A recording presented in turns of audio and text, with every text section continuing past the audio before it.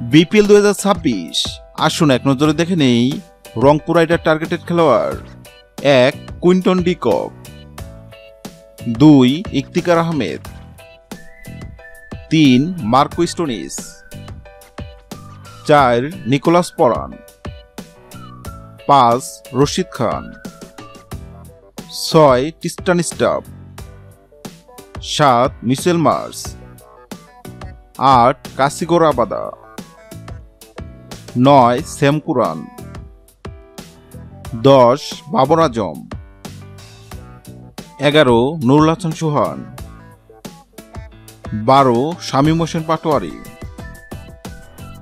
13 Sheikh Mehedi, 14 Hasan Mahmud, 15 Soumya Sarkar, 16 Saif Hasan,